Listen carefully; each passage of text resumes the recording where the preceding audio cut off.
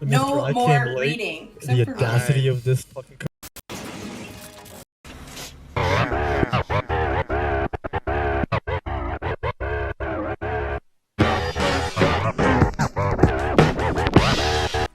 Yo, no naughty words on stream, feller. I'm Raza Malik. This is my amazing, beautiful co-host. Bayley Nargang. This guy Alright. guy right here, Bayley He Nargang. needs to learn to Thank you. talk. And I didn't the know- I other didn't- amazing, the rambunctious, the one who I don't. Words aren't coming to me right now, but. it's Wine Mom. It's me. It's Wine Mom. It's Wine Wine Mom. Mom. And It's she's a always me. here showing us the word of the month. And the word of the month is cults. Notes. Oh, okay. Your boy Raza got his toothy taken out, so he is out of it kind of. I will try my best to talk, but it hurts every syllable I'm saying right now. So What game are they enjoying on the background as you? I am playing since it's cultish. Since we're talking about cults, I said, hey, let's play some Tomb Raider. Oh, Hey, good Since call. that's cultish and shit. interesting. So I will start the podcast and saying, what are your favorite cults, guys? Mine is I know whose yours the is. Jamestown one, but Oh, what's the other one? Really? Really? You didn't say Scientology. You Tom No. Cruise lover. No. Then I choose Scientology is not a I cult. vote Scientology. It's a religion. I vote Scientology. I vote Scientology? Really? Yeah. Scientology. Yeah. That's what you guys are going with? Alright. Oh, I'm going with pause, Jamestown. Pause. Keep chatting, but pause. What? Keep chatting to pause. Okay. I'm saying I'll pause.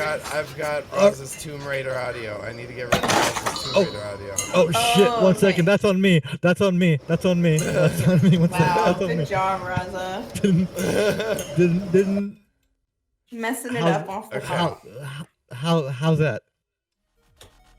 Okay, no Tomb Raider. All right, 3, 2, All right, 1. good We're good. Straight Get into the shit it. out. Okay. All right. Okay. Intro again. I'm Raza Malik. This is Bayley Nargang.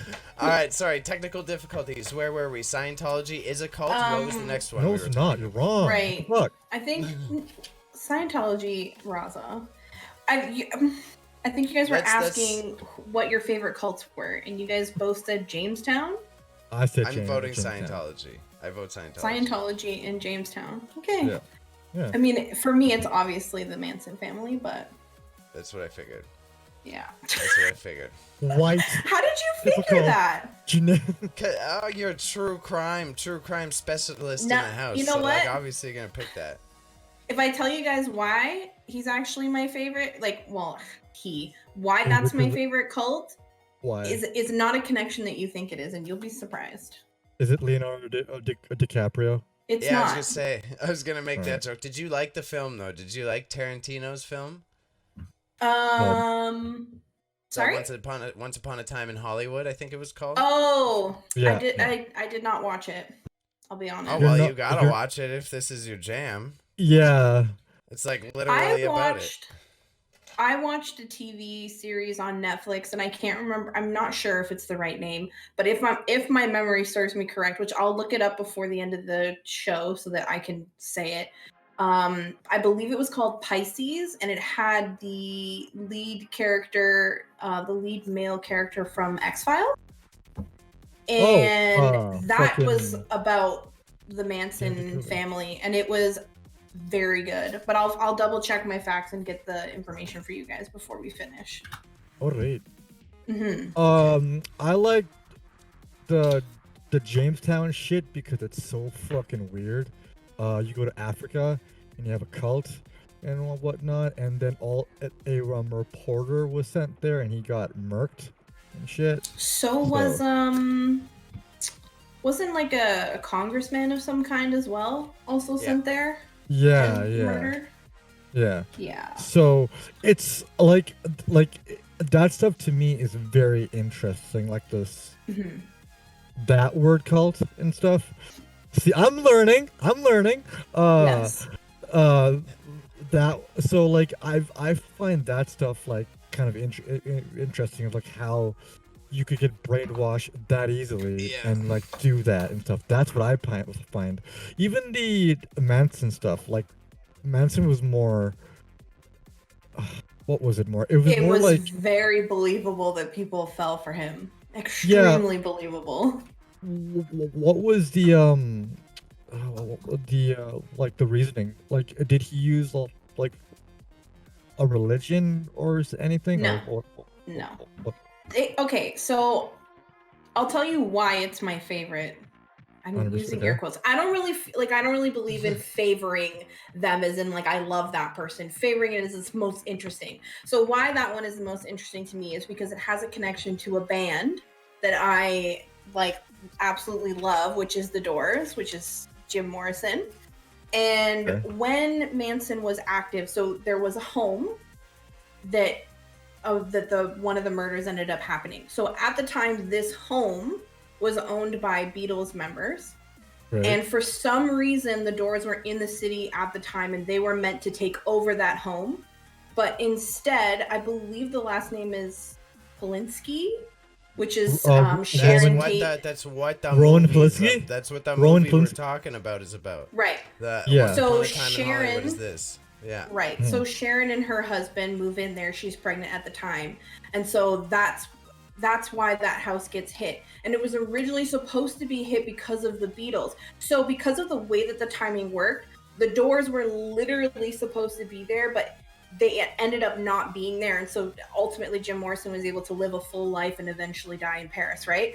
But that's why it's most interesting to me because I like that connection. But Manson was obsessed with becoming famous and becoming a music artist, and that was his sole purpose and goal. And so the reason why women flocked to him, and because most of the people who followed him were women, and so the reason why they did is because they saw him as like this rock star person because he was charismatic, he was funny, he had musical talents, and he promised them all these things. And of course, there was all the sexual aspect of it. And then men followed him because of all the women that followed him. Yeah. And so that's how he just ended up being as big as he was. Because, this is the thing a lot of people don't know about him is he was a very little man. He was a very, very little man. But in that little body was so much charisma and so much attraction for people that they just couldn't get over him. He just had this like magnetism, which is just so crazy to me. Because he wasn't even that attractive. Yeah. And that's just the same thing that can be said about Ted Bundy too. Like, correct. Like I've seen pictures of him. And it's like he looks like a hobbit. Like, how do you find that attractive? Well, it's right. Now that like it's you got to think of the times, and at the I times when get there's that, not yeah. digital media, like being like remotely handsome and charismatic together, like being charming, can get you It still can, but especially before. Here's the thing though about Ted Bundy that I think gets mixed up a lot is that he's been confused as handsome, which he's not. Too bad he doesn't look like Zac Efron. Yeah.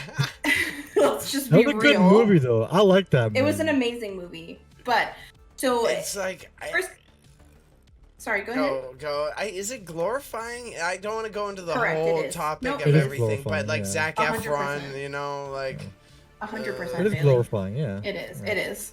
Because people talk about him now because of Zac Efron. But at the same time, like these stories are going to be told however they're going to be told. And so if that's how they want to tell it, it's an interesting, captivating, brings attention to the storytelling. I mean, I partake in true crime, that's my passion, so I'm not going to knock it, right? But the thing with Ted Bundy that I think a lot of people don't realize is, no, he was not attractive. And he actually really wasn't that charismatic because a lot of people talk about him being kind of boring. But the thing is that he knew how to manipulate and he knew how to use circumstance to prey on women, because this is the thing that's a common knowledge. Women are seen as softer, kinder, nicer, more willing to help. And so he would walk around with a cast on his arm and pretend that he needed help putting things in his car. And then he would convince women to follow him and help him, when he got to his destination, and then he would drive them home or whatever he would promise them. And that's how they got roped into his bullshit. Yeah, that's okay. So you reminded me, my favorite one though, the one that I go when I'm saying like Scientology, it's how it all started with the weird, creepy house with like Jack Parsons, Hubbard, and fucking Aleister Crowley, right? Mm-hmm. It was like the same dudes. There's this whole trippy story that it's like Aleister Crowley, Hubbard, all these sci-fi writers, and all of the rocket engineers that started NASA's rocket engineering program, like all lived in a house together. So like as they're developing rockets to go to space, they're like in their spare time practicing all this like dark magic in this cult scenario where they're also manipulating and abusing women.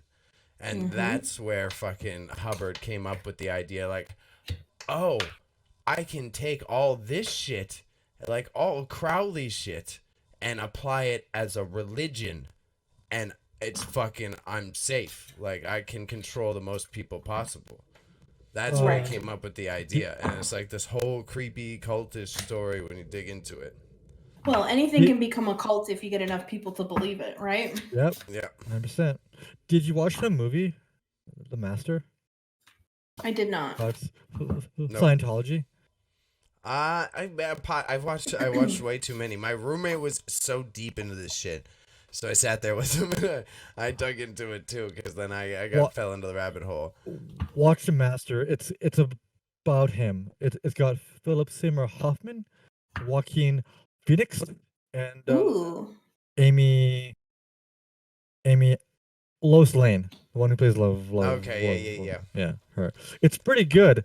It shows him fucking like writing the first book and then writing the second book of Scientology. Yeah, so that would have been around that time. Man, like I like it because Tom Cruise is a part of it, so therefore it's like I want to be a part of it because Tom Cruise says no, so. you don't. But it's jokes because. Sorry, you go first. No, you go. Because it was like this trippy when you read about it, like that house and Crowley's followers and all of this. It was like this weird line between like genuine psychonauts and then people being fake about it, and then also people doing like weird dark magic and sex magic shit. So it's kind of like it discredits itself in many ways. So it's like this weird trippy thing of like then Hubbard to write Scientology is pulling from like these weird resources that are like kind of already half baked, and he knows it. So it's this his storytelling framework is already there. He just needs to put it all in one book by just observing all these people doing the weird cultish activities, even if he didn't engage in it. Right. Sorry, go ahead. Go ahead. The part that intrigues me. The part that I was just gonna say the part that intrigues me about like the cult stuff and Hubbard and starting these groups is like the mindset, the philosophy of it. Like why does this person want to control these people, or what systems are they employing to control these people? Right? Well, it's the same. People do these things because it's the same reason why they want to be politicians, and why they want to be famous actors and actresses, and why they want to have forms of power and control over people. That's the whole concept of a cult. It's one person who is like, I know that I could get people to believe in what I believe if I believe hard enough.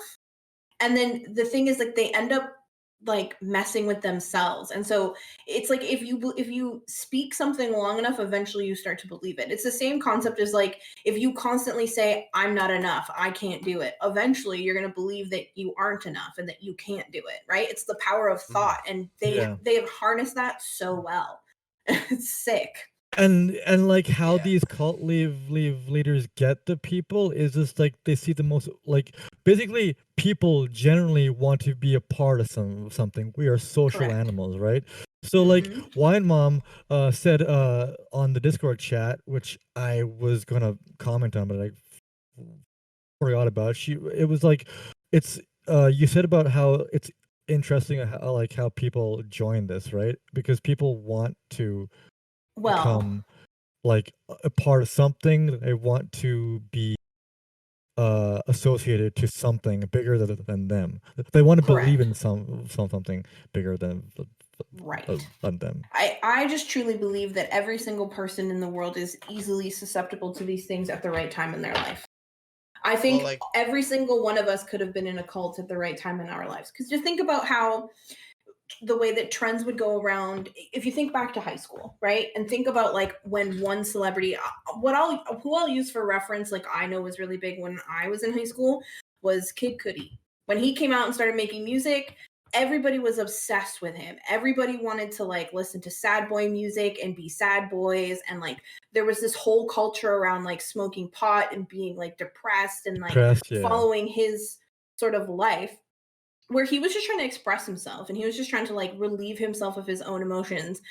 People started to latch on to that as a personality trait, right? And I genuinely believe that that's the same concept that's going on in these cults, right? Is people are like, oh, this is a concept that like makes me feel like someone and gives me purpose and power, and like it's something outside of myself that gives my life meaning and can help me gain control that I don't otherwise have, and they just latch on to these things. It's like a slow, but so the reason it got like personal for me when I was a kid is like, I don't even care if people watch it. Is when I was at Dawn for university, like they were using cult tactics on us. Like that's why I got so intrigued in the philosophy of it, because it was like they start with only people here understand how you feel. So then you're forced to like develop relationships with people. And then as things get more dramatic and insular, then it's like, oh, you can't go to someone outside because they don't understand. Like they don't understand how you feel. And then all of a sudden, you can only communicate appropriately and comfortably with people who have been given the same doctrine that you have leadership skills, that you are able to like support the student body and keep this university machine going. It's like, it's very personal, but it's like, so it's seeing that is like, I very much get the incremental steps it takes. It's like, oh, cool, come hang out with us on the weekend, Tim. Oh, by the way, Tim, we got this cool philosophy. And then it's like, oh, Tim, I know this is weird that only us are going to get it, though. So, Tim, if you want to talk about it, you can only talk to us about it. It just slowly builds over time. And then they open a door and another door. And then all of a sudden, you got Thetans in your body. Right. Well, and this is the thing, right? When a lot of these... Lord Zeno with a lot of these cults... With a lot of these cults, the people who end up in them are a group of certain things, right? One, you are a college, university aged kid.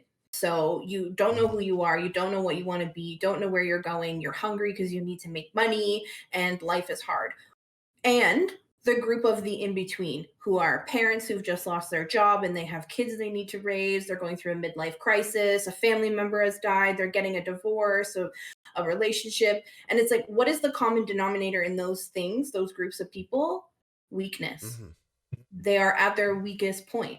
And I can think, like, I know we were joking about this before, but I can think of times in my life where if I had found community, I could have easily have been susceptible to those things. Because there was a point in my life where I was like, am I Christian? Am I atheist? Like, what am I? Who am I? And then if there was this promise of this like group with the answer to the religion or to the lifestyle or the guide of where you should be or who you should be, very easily you could fall into that. See, I think that, but at the same time, like watching QAnon, right? I wonder, because the internet is like so extreme now. Like I was thinking the same. Like, hey, maybe I could start to fall for this shit. But the snowball gets so big so quick now, and so complicated like, too. I'm complimenting the fuck out of you. I think you are intelligent enough and would have the foresight that if they're just like, oh, bam, and there's Xenu and it's space and it's you'd be like, yo, I need to think about this. Like, give me a moment, please. Right? But think of it this. I don't know if they have the same capability to do that slow roll that they used to. I disagree. I think that they could, bro. QAnon is huge. No, but not even. I think that it is 100% possible that a cult could be as strong as cults had been back then. And the reason why I think that is because social media influencers generate cults very easily on a regular basis. If you think about like, I know we talk about H3H3 a lot.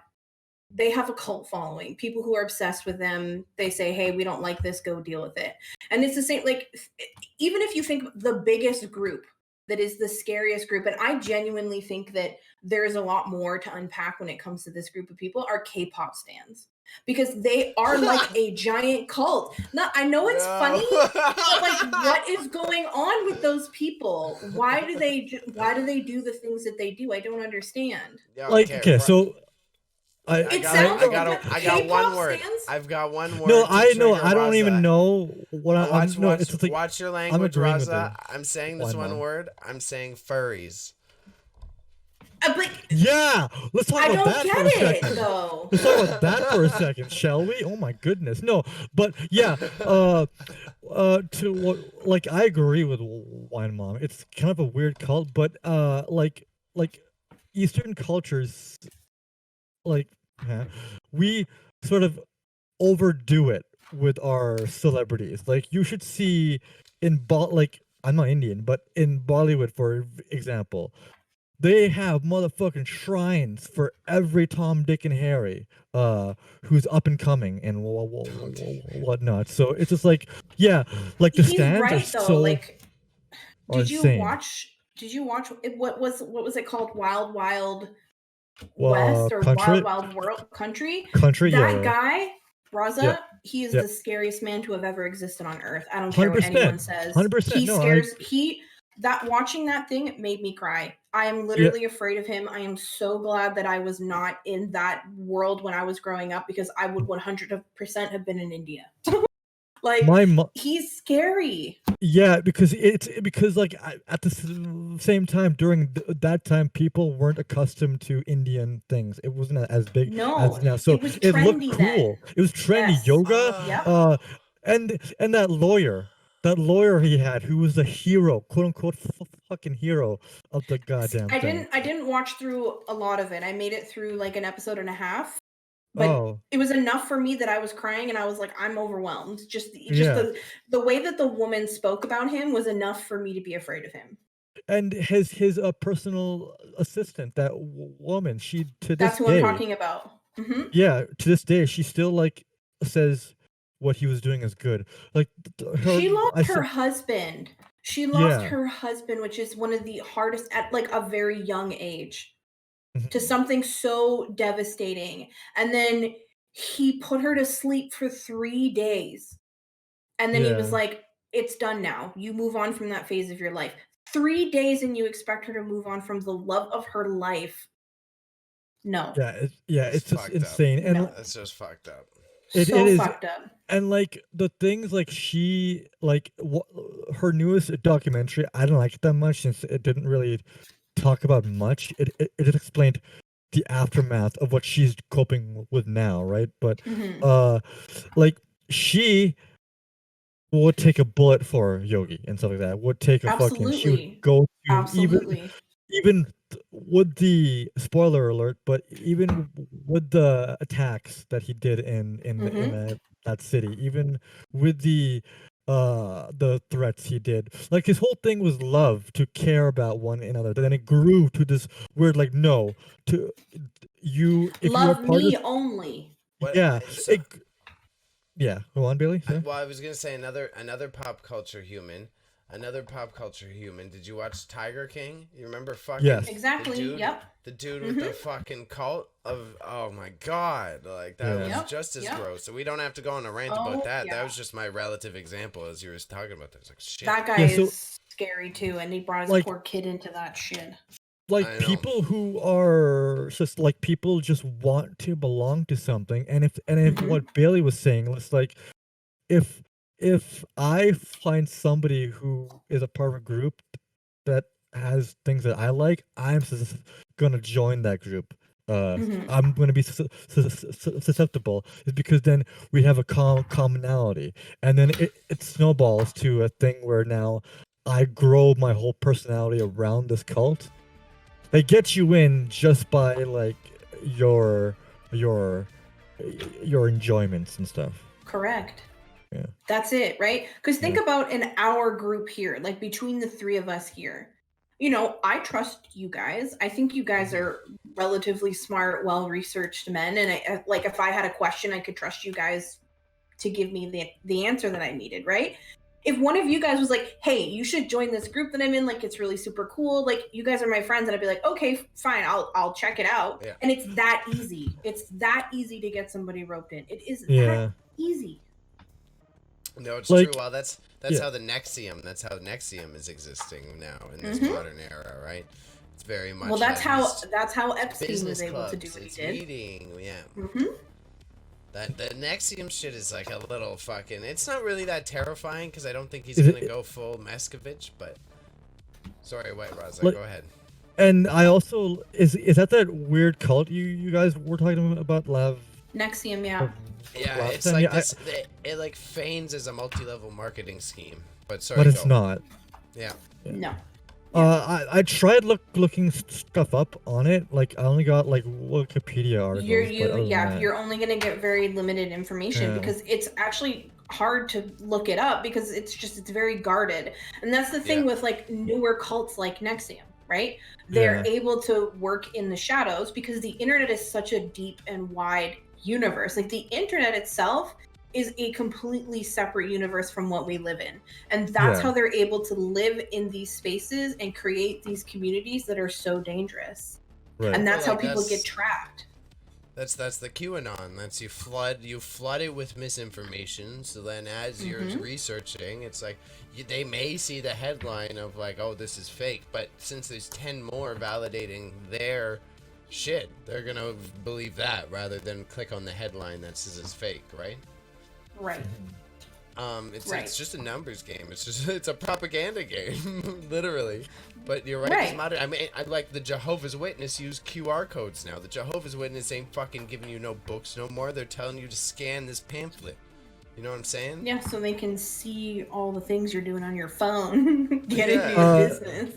Conspiracy theorist style. I think cults now operate kind of differently. Like back in the day, it was more like joining, like doing things, like activity-based stuff.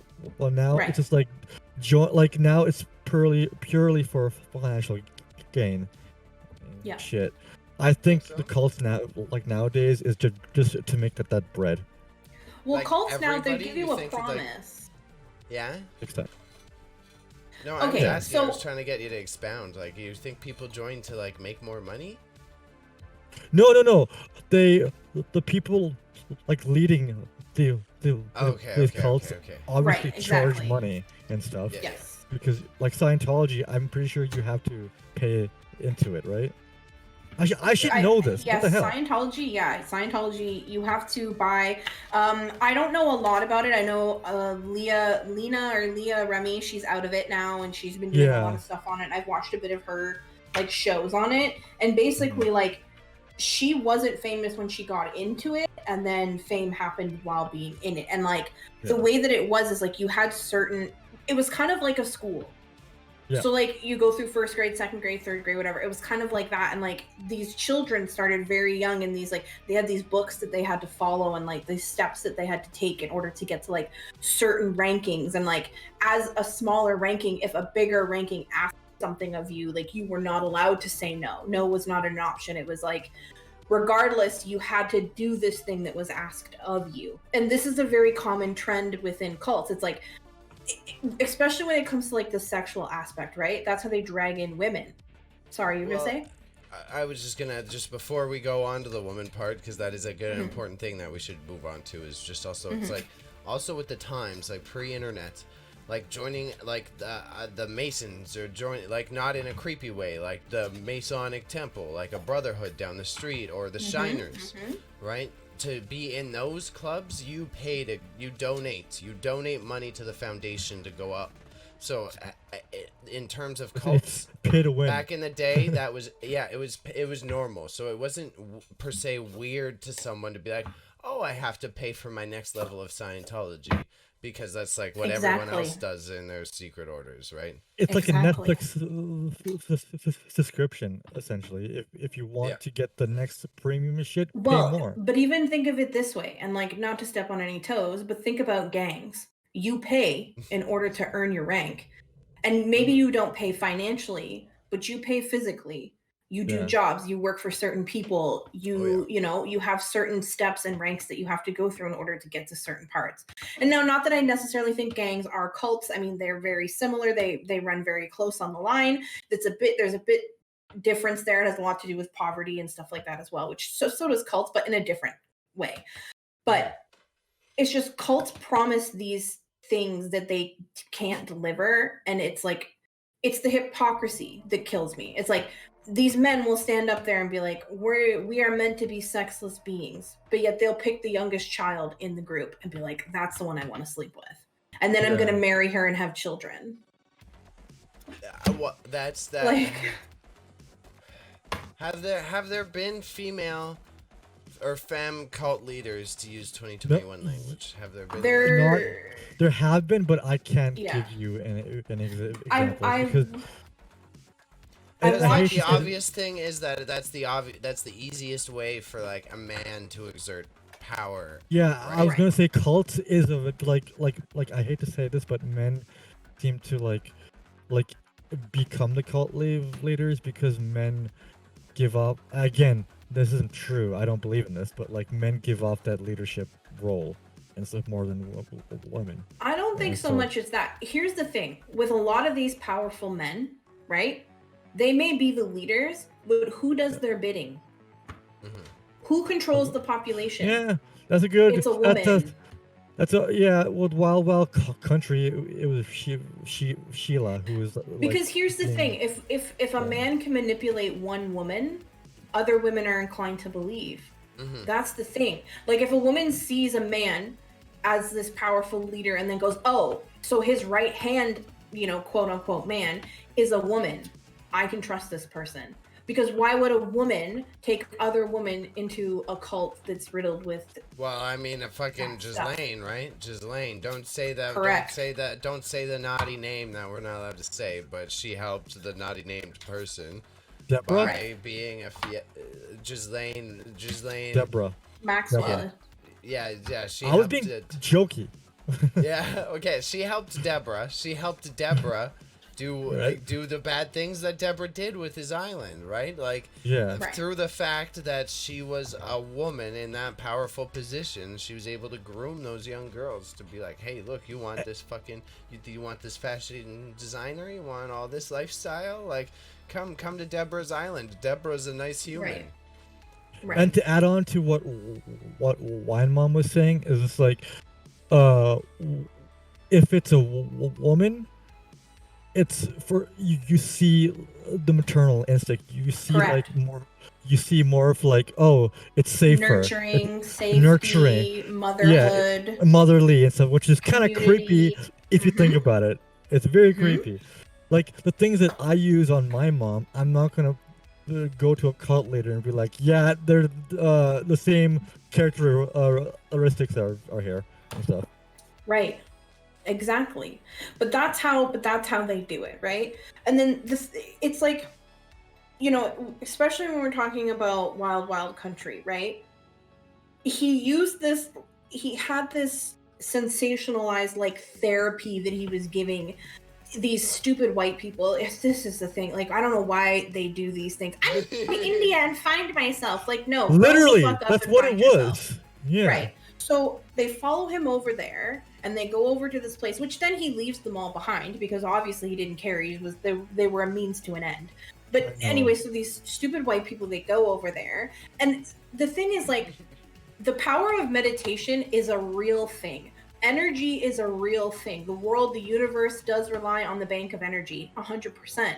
And when you have a group of people yelling and screaming and creating these like meditative and like therapeutic circles, which they do these things in institutional therapy, these sort of things do happen. I mean, that's why destroying things is a thing to help you feel better.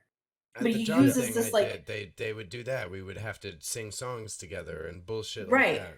Right. So they use that power, right? So they use that power of energy. And then where does that energy go? What is the next thing after meditating and singing and dancing and sharing group space? Where does that next thing go? Sexual. SEX? It goes to sex. Oh. That's the very next step, right? Because then it goes, oh, okay, you've done all these things to prove to the union that you are spiritually invested. And now the way to be fully invested is to pay the tax of your body. That's where they start to go. And that's how these cults, like, that's what rational people, we see that big step and we're like, okay, I'm not going in there because I don't want to have sex with a bunch of random people or some old guy that's like the leader of this group. Like, not interested in that. But some people, they go into it thinking, oh, like that's just certain parts of it, or it's not the whole thing, and I don't have to do that. But it's like, but you do. That's the next step. Like, that's the way these ranks work. Stories. Because if you like, if you're so at that point, you are hella invested in it, because now you're quote unquote having sex with the leader, and when he chooses you to have sex with you're thinking, if you're like people who are that deep into it, you know what they're thinking? Oh my God, he picked me. He picked me. Oh my God, I'm the chosen one. Allah save me, and so stuff like that. So that's the thing. Like, how are you going to be 4 years in? Like, let's say it's between 2 to 4 years deep into this cult. You're growing up in here and you're learning and you're contributing to a community, which is your ideal lifestyle and all these things. And then suddenly you're given the option of either you sleep with me or you're not doing enough to be a part of this group. And then the threat of being removed. You don't have a choice. It's not consented, it's forced. You have to do that. That's how you maintain your lifestyle, because they isolate you from your family and you're stuck. Yes. Yeah. That's one of the usually in these environments you're already like being groomed to be hypersexualized, right? So when that line is crossed, you're not realizing that a line is being crossed. And then also, like, the masculine part of, like, from a feminine perspective, like, the sexual intercourse is much more like a connection is developed, right? It's an emotional event that then, like, induces the trust in the abuser, right? So it's just this perpetual cycle that is, like, dangerous and very toxic. Well, that's the thing. That's the main part that people, like, what everybody misses about cults. Like, yeah, there's the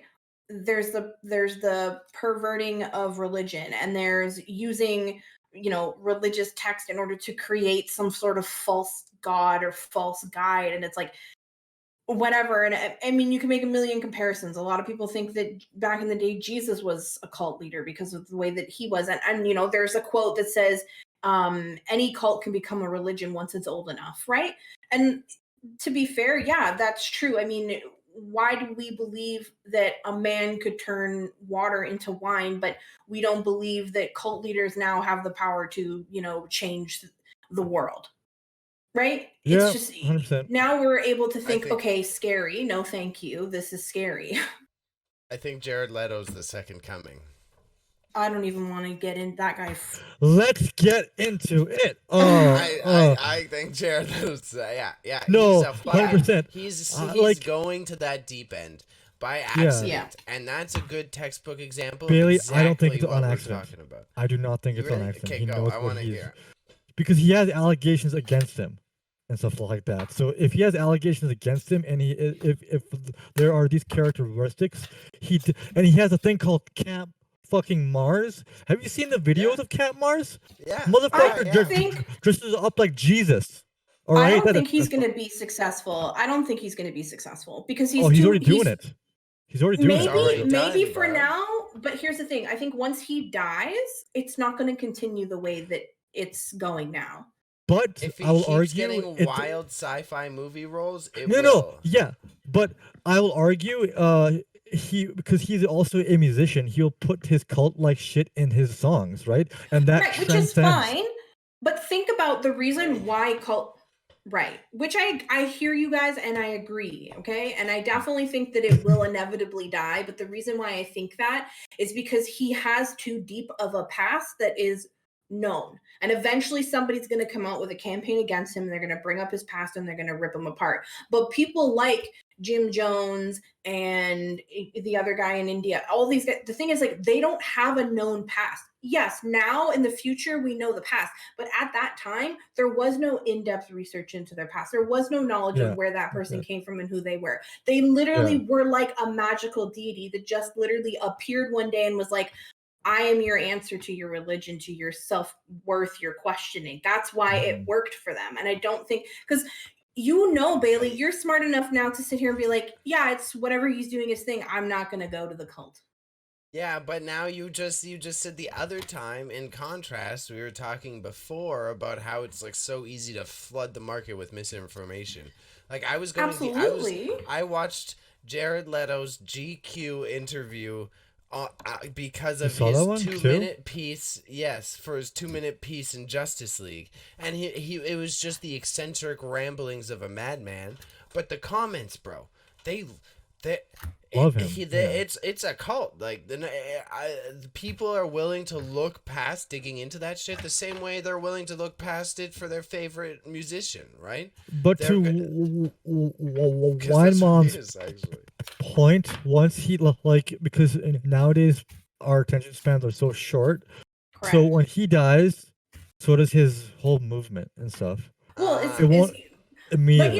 It won't be immediately. To be fair, in Bailey's defense, right? My point was that cults are something that can still exist in today's world because of social media, right? Which, yes.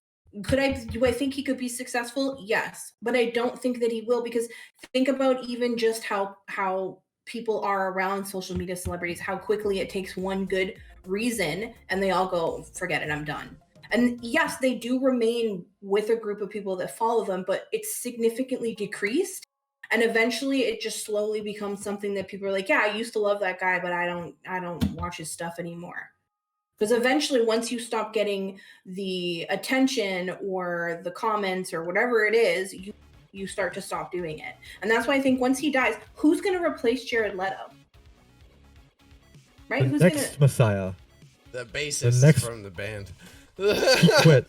But the thing is, in that group, who's going to replace him, though, right? Because when he goes, people are going to be like, oh, very sad, let's bury him. So that's why it's a cult and not a fucking religion or something spiritual. That's why it is a cult. But cults are a pseudo-religion. That's the whole concept of a cult, is trying to be a pseudo-religion. It is. Listen, in a way, I watched a YouTube video. I watched a YouTube video that breaks it down really well. I'll send it to you because I feel like I can't explain myself properly, so I'll send it to you so you can understand what I'm trying to break down to you. You are correct. It just it overarches. It trends to end with one human, but that's not the goal of it. So you're correct. You are right. You're right. I mean, that's the very reason I'm saying. But I will say, right? Which I appreciate that, but I can also admit where I'm wrong, because people still obsess over Manson today. There are still people who write to his cohorts that are in jail, and like that stuff still goes on. They still talk about that. Even when I was researching it when I was a young person before he had died, people were still going and visiting him. And they were still, trying to restart his thing. So do I think he could die and then it ends and then maybe it picks up back up again in some way or form? Sure, possible. But I think it's the same thing with like Jesus, right? Like if we were to assume that was to be a cult at that time, when Jesus died, everyone was like, oh, okay, well, we're done now. And then he was resurrected, right? And then that's when everybody was like, oh, now it's a religion, now it's a divine intervention, now it's God, now it's Christ. And in a lot of these cults, that's their thing, right? They say, oh, we'll all come together, we'll all leave the world together, but we'll all come back as these higher beings, which doesn't always happen, right? But for somehow in the world of Jesus Christ, it ended up happening, and that's how he's been able to maintain consistency. That's how that, the religion of Christ has been able to maintain the many years that it's existed. Well, specifically Catholicism, right? It's all just a made-up set of rules led by a made-up clergy with a dude who Right. wears a big fucking hat, right? Right. Like, that's the most extreme form of what you're explaining, because what the fuck does that have to do with Jesus? Like, you just took Right. that and now remove it and attach it to this dude in a throne trying to claim that I'm the holy decider here.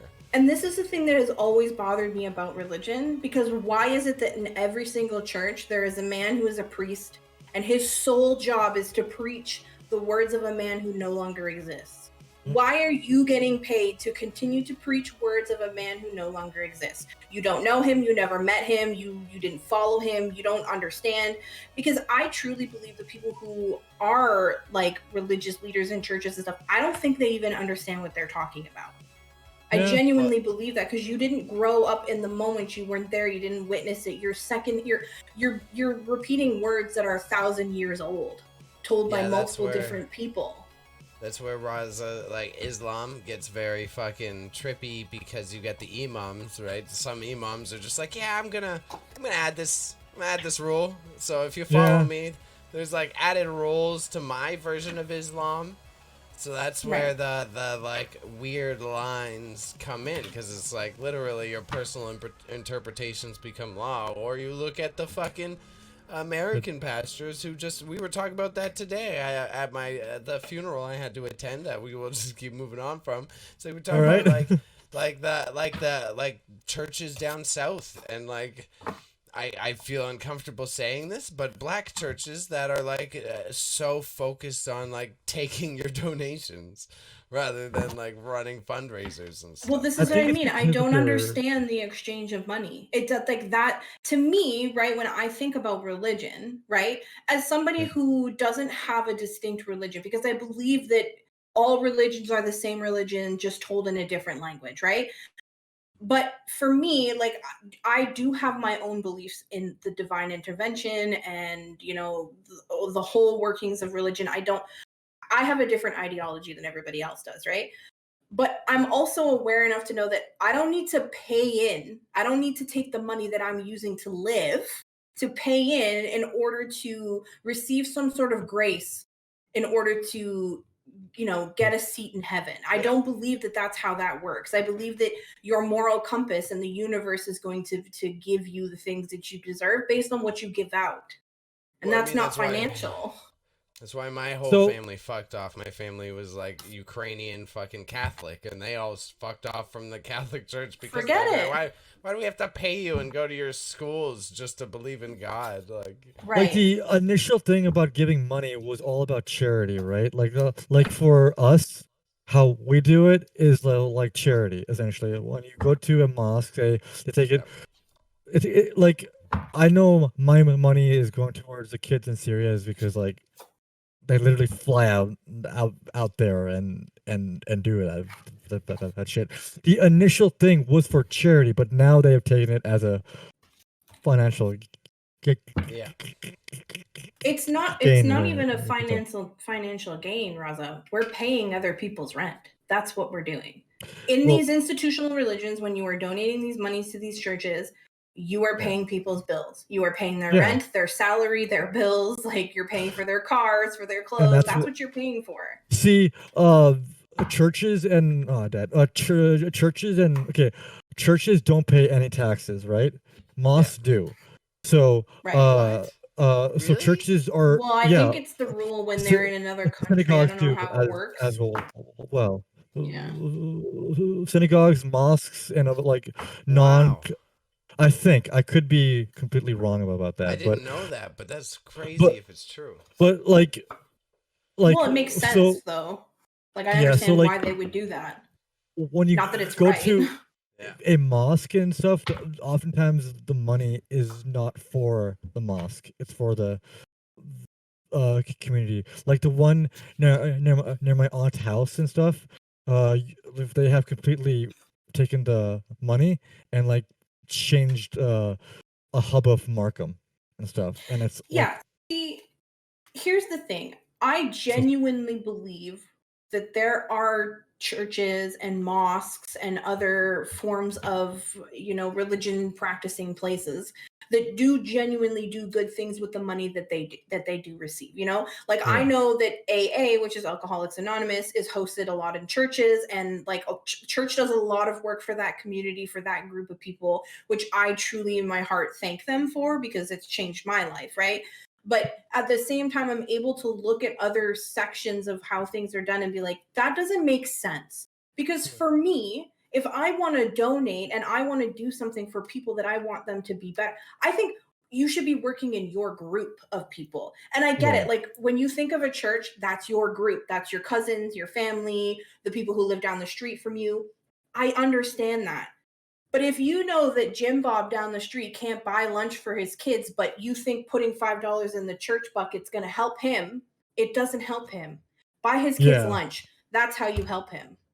That's how I feel, because I would much rather take my money to somebody I know is struggling and help them versus hoping that this church may give them a can of soup one day. That's where I'm like down with your idea. I'm down with you. I fully support what you're saying, so I'm not like shitting on what you're saying.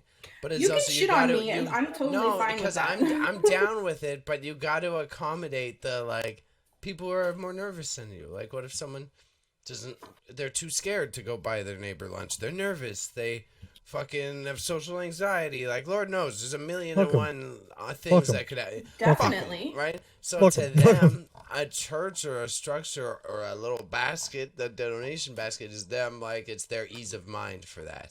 I'm just being Mr. Devil's advocate. Okay, so let me respond to that directly, right? Because that's something that I've heard before. Right. But guess what? There are institutions outside of religion that you can donate to. If you are too nervous to go to your neighbor and be like, I know you're struggling, do you need help? They may go to a food bank. Take your cans to a food bank. Donate to other organizations that work directly to do those things. So then the only thing you would, how heavy do you want to get here? How heavy do you want to get here? Let's go. It's up to you, because we're on Twitch right now, so it's up to you guys. Let's go, the baby. Let's go. I'm not accusing you of seeing it this way. I'm like trying to work through the thought pattern of like, because this is where people who go all right or like take this to bigotry. That's where that like thought logic starts. Unfortunately, because I believe you're not doing it out of hate, but it's like, because then why didn't the immigrants come into my community? Rather than they went and gave to the mosque. Why didn't they buy Jim the food? Why didn't they come to my neighborhood and do this and give back to us and give back to where they live? It's like mindset. So it's like I've never heard that mindset before. Yeah. I understand the concept that you're bringing to me, which I understand. So the concept is like, for example, say immigrant family goes to middle of small town Ontario. They go to fucking Paris. Alberta. They go to Paris, right? So, but they don't go to a mosque in Paris. They go to a mosque in Brampton. But so why aren't they giving money if it's about like supporting your local community? Like it becomes a slippery slope of like, who do you demand supports their local community? Do you automatically demand these Syrian refugees who owe nothing to these white people? Like, why do they have to all of a sudden be helping Jimbo? Right. So this is my thoughts on that, is that you have to do what feels right for you in your core, right? And so I understand the whole, like, I understand where I could be seen as, I guess, maybe bigoted by that statement, right? But I think at the same time, to be fair, I'm not saying you are. I'm just saying it leads to a slippery I understand, slope. right? I understand the perspective that is there, right? Yeah. But in those situations, like somebody who is a new immigrant to Canada, that would make sense for them to donate to their church, which would be their community. That makes sense. I understand that. But I also think that somebody who is immigrating to Canada is already at a disadvantage. So I don't believe that they would be looking for a charity to give to. And this is where I think churches take advantage of people, because a new immigrant family that's coming into Canada and they go to their mosque and the mosque is like, oh, if you want to be here, you got to give us some money to be here. But they've just moved their whole family from another country to Canada. So they shouldn't be giving you anything. You should be giving to them. As the church, now it's your responsibility to give them a reason to donate to you when they are in a better financial standing. That's how I feel about that. Fair. No, but again, that's a good. But again, like I think, Right, but I think like you have to follow your own moral compass. Now, my opinions here are purely of my own and my life, like the way that I live. I believe that you can be a bad person and still get into heaven if you do good things. And I know this because, not to say too much, but my father struggled a lot and he did a lot of bad things.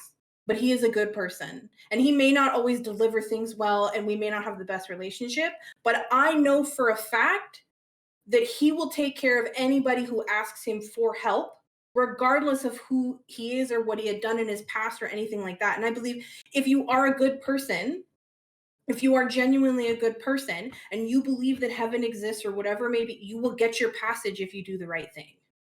That's how I see it, which is why I live my life, my own moral compass. So I give where I can and do what I can. So I was gonna, Raza, do you have a point? I was trying. I'm not formulated well. Go ahead. No, it's okay.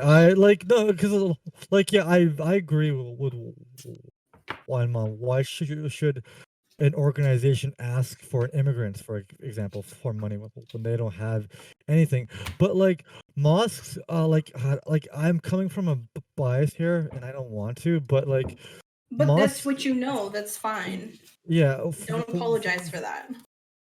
From my experience, operate completely from my experience, operate completely different and stuff. But they don't, like the ones I have been into, don't take any money. They're community focused and stuff, and they aren't like big ones either. They're like they're the representation of Muslims in Canada and stuff, which is, it's like not bad, or it's just a middle. Well, it's good. But I feel like the Sikh religion, for example, it's worked in to help the community that they're in, not just their religion, to help their community. Like it's a part of their religion. So that's why you'll often see like Sikh temples running different fundraisers and going to like food banks and doing this and doing that. So I don't know. I don't even know what fucking point I was making by saying that, so I apologize. No, but I mean, you're trying to make the point that's in your head, and I respect it and I understand, because I can definitely understand where my opinion can seem a little bit like aggressive or a little bit like anti-religion, and I get that. But I mean, I don't know how else to prove that I am not anti-religion. I just don't believe in the institutionalized religion. With blood, why, mom? With blood. With blood. With blood. Well, I'm a total human in that way, because I really like support. I religion is not my favorite thing. I hate the concept of organized religion, but I don't hate the idea of someone wanting to have faith in something and have faith in a system of beliefs, I agree 100%. I think you should definitely believe whatever feels good to you. But I don't think that there should be a guilt put, because there should not be a guilt on people for not being a good Christian in order to get your ticket into heaven. That's where my issue is. Because that's not fair. Whatever makes you feel good in your heart. If it makes you feel good to go into your church and put $5 in the pot, by all fucking means, do it. Absolutely, I support you 100% if that's what makes you feel good. Sure. But me, that doesn't make me feel good. Literally, my grandfather's story was he didn't want to do his grade 9 exam, and then the nuns were like, well, then you can't come to church because that's a sin. And he's like, well, I guess I'm not Catholic I don't come anymore. here. Yeah. Jesus said... But that's the thing, though.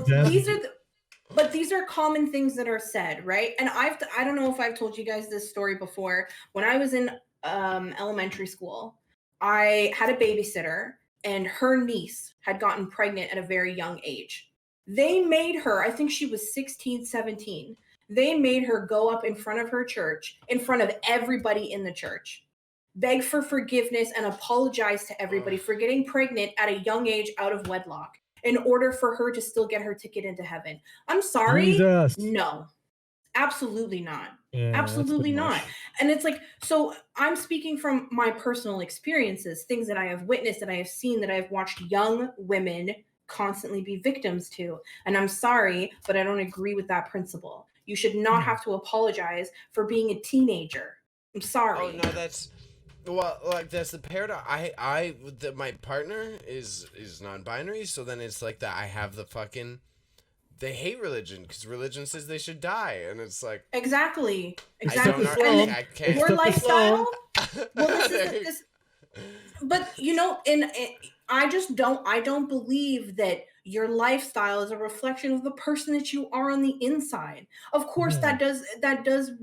You could sit here. If somebody wants to nitpick at me, they could say, well, what about serial killers? And what about people who rob people? And what about people?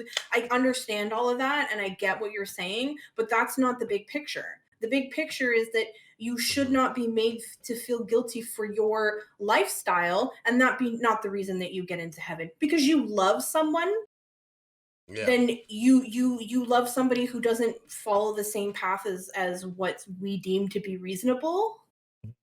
I don't understand. Like it's like when Jesus was born, it was to a virgin out of wedlock. Like, what more about that is not clear to you? That obviously wedlock doesn't matter. It doesn't matter. Like, I had a crush on a girl. I told Wine Mom this story all throughout high school, and the only way she would get with me is if I was a Christian. And I shit you not, she was hot enough that I was gonna be like, maybe Jesus is the answer and stuff. And then I was thinking, and then I kind of like sat around on it and said, it's not worth it. Maybe not. Well, I'm smarter than that. It's the same thing with like Judaism or like that religion. You have to become Jewish and like follow the church and do all this stuff if you want to marry a Jewish man or whatever. Like, no, I'm sorry. Do you love me or not? If you love me, then great, let's do this. But if I need to convert myself into something I don't believe in order for me to earn your marriage, you didn't actually want this marriage in the first place. That's how I feel about it. Because if you really wanted to be with somebody and they said to you, I don't believe in this and I don't want that to be my life, but I love you, then you work around it. I'm super down with it. I'm super down with it. Devil advocate question. But it's the same of the scared people though. It's the scared people one this time. The back to the like, what if people aren't that confident? Like. I think that's ideally what a woman should do, but we're talking about being not any human, but that we're talking about people being abused, right? It's like, well, this is the thing. You've answered your own question. What about the people who are afraid? They should never be afraid. Religion should not instill fear. You should not be afraid to be able to make an informed decision about your life. To be yourself, to be confident, to stand out. There's a million factors in that. That could have been how they were treated throughout their life. Could be their social situation. They could have had someone pass the day before. Like, Lord knows why they're not feeling good that day. And maybe that was the day that the Scientologist said, hey, you want to get a stress test? You know what I mean? Which goes all the way back to the first thing that I said. They prey on weak people. That's how cults thrive. That's how these religious cults thrive. They prey on people who are going through weakness, who are needing help and can't find help in other traditional ways. And that's where they can get help and relief, and they can get community and family. So I agree with you. I agree with you, and we're in a logic circle. So I have a fun new topic. When when Bailey like can't come up with an answer, that's like serotonin going into my brain and stuff. I love it. But I don't think it's take that L. Take that fucking L, bitch. But I think that's so much what it is. But I think it's important to I don't think that that's so much what it is. I think that you playing devil's advocate represents the answers that are the questions that continuously go unanswered by institutional religion and cults. They cannot answer these questions. You as a logic person from an outside perspective who has both different, you can't even give me the answer as to why. And that's ultimately what it comes down to. I was so interested in these questions. I almost went to school for theology just so I could figure out like how they think about it. But digress. My cousin was so interested in that. He actually became a professor in theology. Oh, shit. could do it for, you could have these conversations forever because the universe is just so complicated. But what is your spin-off? Yeah. So, my God, because it's a fun one to tie back. We got both the topics. The main idea of this show today was the cult part, right? Yes. And I like this religion shit. Are we scared of anything now? You pointed out that you think Jared Leto's gonna burn out. Are we scared of anything becoming like a religion or turning into like something worse right now? Look, the QAnon thing is a good. Okay, so the QAnon thing is a good example, is because what they did in January, it can show what happens when groups like that go unchecked and stuff. So like, it is kind of scary now since we have demigods like Trump, right? Yeah.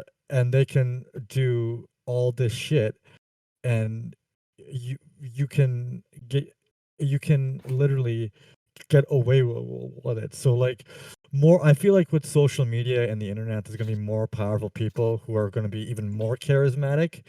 Everything is gonna be amplified and stuff. So that's where I'm. Yeah, like I would say I'm definitely afraid of anybody who's willing to do that.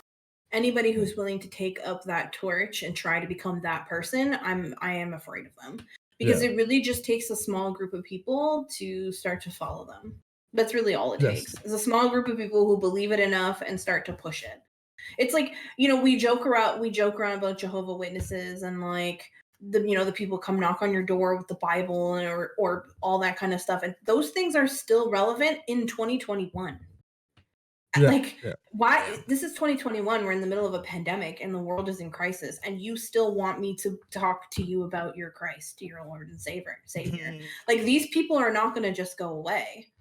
At least not right now. And I mean, even if this is what I said, like with Jared Leto, even if it does die off and become a smaller thing and the group gets smaller, it doesn't matter. It's still going to continue. The group is still going to try and push, no matter how small it is, which is what is scary, because anybody can have it a comeback. You can call it a comeback. It can happen at any time with any group. It's possible.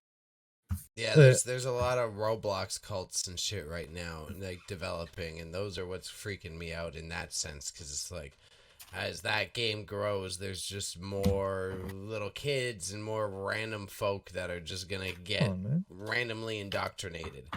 But otherwise, it's like, what freaks me out about the QAnon stuff more so is like what comes next, because people literally tried to overthrow the U.S. government based on some shit that they read on the internet. Right.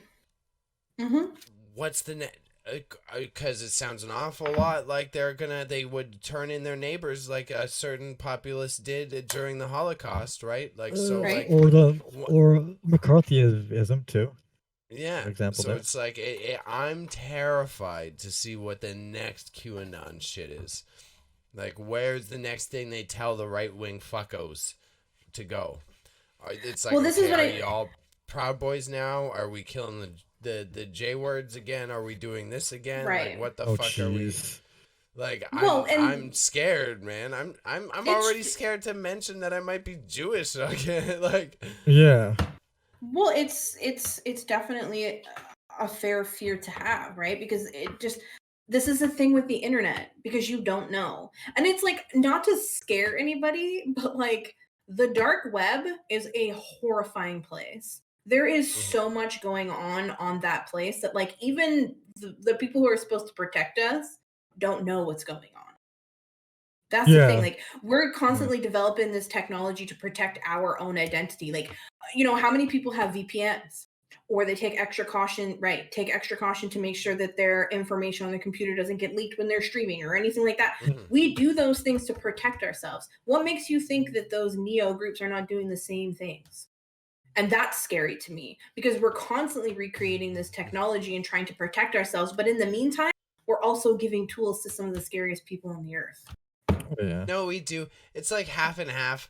You think that, And I really want it to be like, I don't want it to be that way. I'm really scared of like who does pull the strings, but then at the same time, all of a sudden we find out that Parler was made using a free domain service, and Yeah, that was so funny. QAnon was started by a dude on 4chan. Like it's kind of like but even takes think the wind about out of it.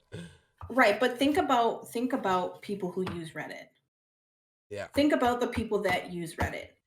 Sure, Reddit is an accessible, easy to navigate site that a lot of people use, and where I'm pretty sure you guys have browsed it at one point in time in your lives. But those people that use Reddit, like I have a friend who is a heavy Redditor, and I love him, but I'm afraid of him because I think he's a lot smarter. I think he's a lot smarter than he lets me believe. And I think that this is the thing. It's like, I know that sometimes I say if people wanted to find me, they could find me. That's genuinely the truth. If people wanted to find people, they could just do that. Yeah. Like, that's what the internet, that's the tool of the internet. And that's what's scary. And that's how, like, cults and small groups and any kind of like anti-government or whatever kind of, this is how they all start, in these small safe spaces online. And then you have a commonality and stuff, and then you grow Right. homogeneity and stuff. It's all about like being like, these cults are essentially all about building up building a family, building a new Right. family, taking over your old one, and now becoming this new fucking spaghetti monster one, for Right. example. Yeah. And it's like, I know, like, you guys have your fears of like the anti-government. I'm not even afraid of those guys.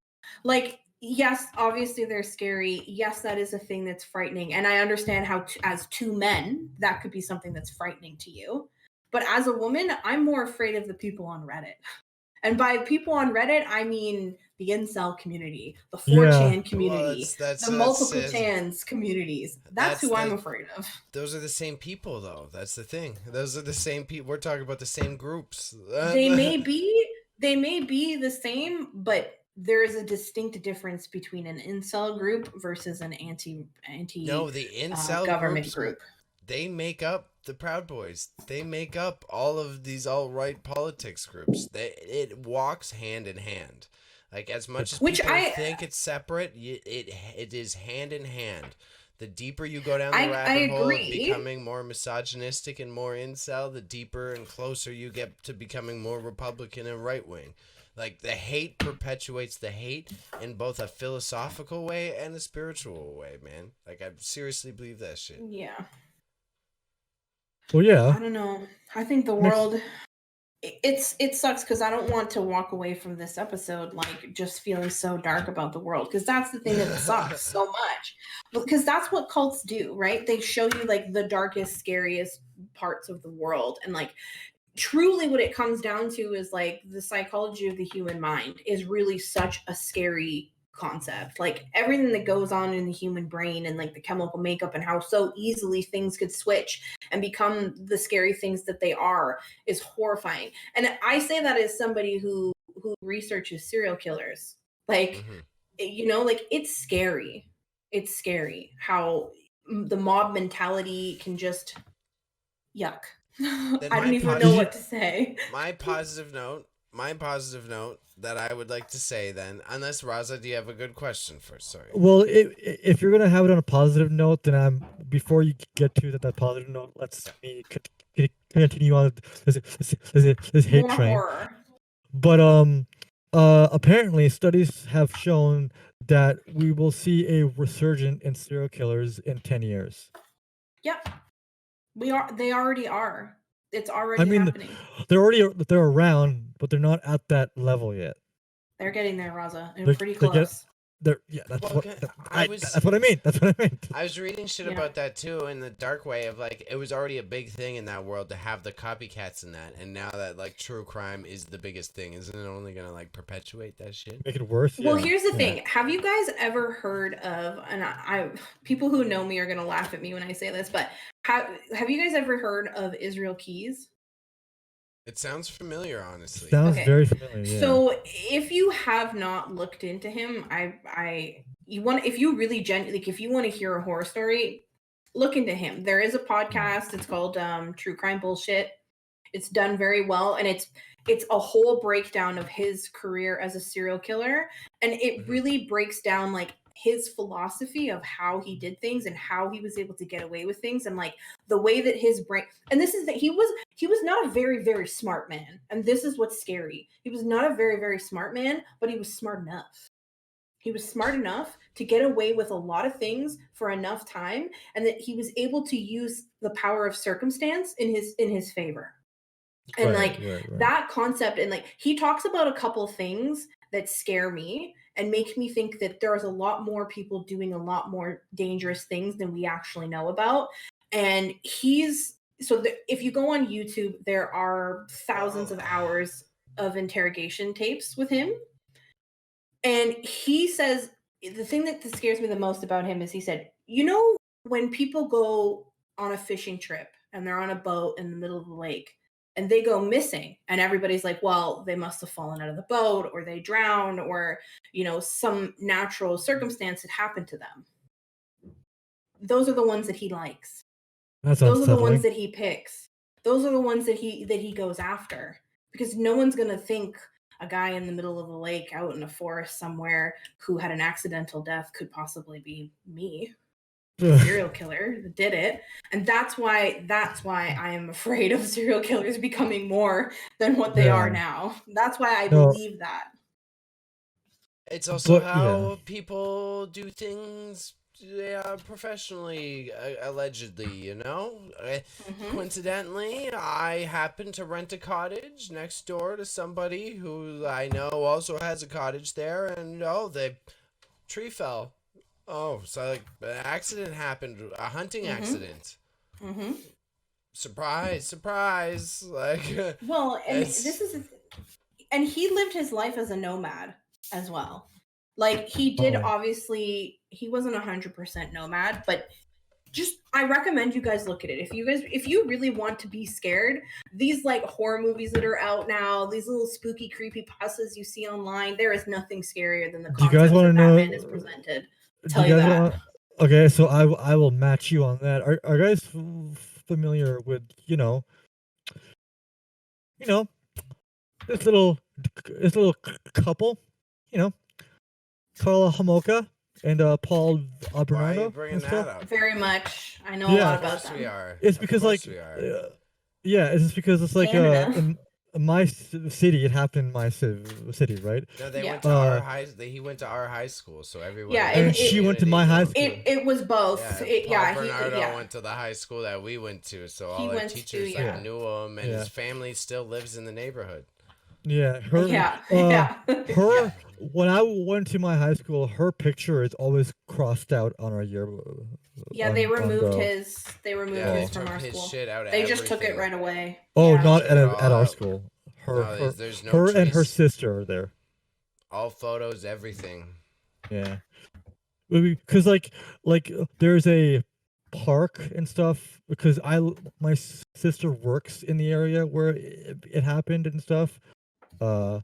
It's just and the reason why I'm bringing it up is because it's scary, and it hits close to home. Well, what's even scarier about her is that she's able to volunteer with children. Yeah. So that's scary. Can we wrap up the cult stuff? Yeah. Can I do a positive note and then we'll rant after? Yes. Yeah.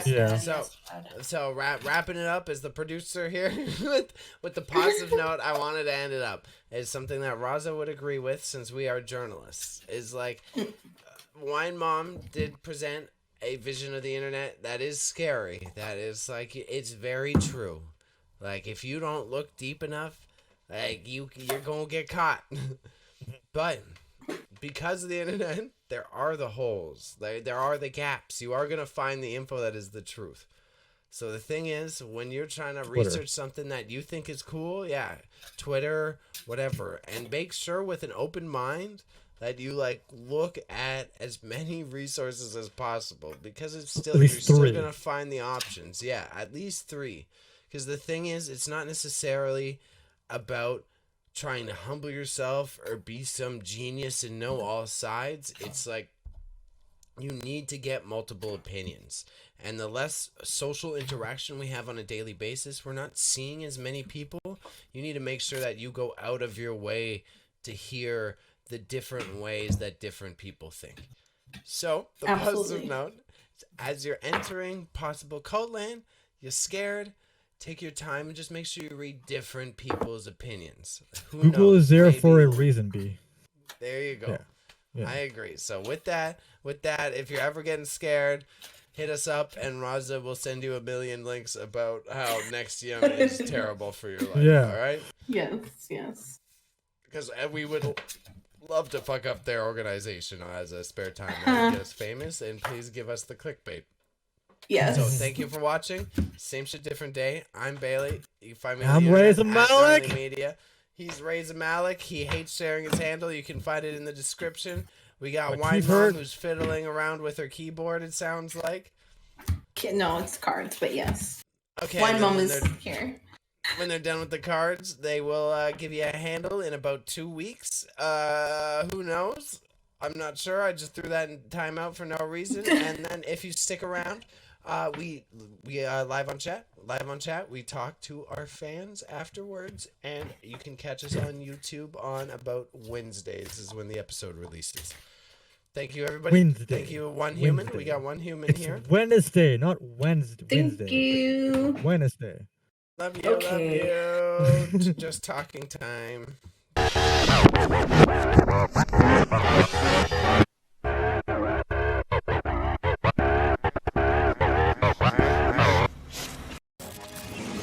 Dude, I'm playing Lara Croft. I feel like I'm on top of the world. So come at me, Jeffrey Dahmer. When Wine Mom said,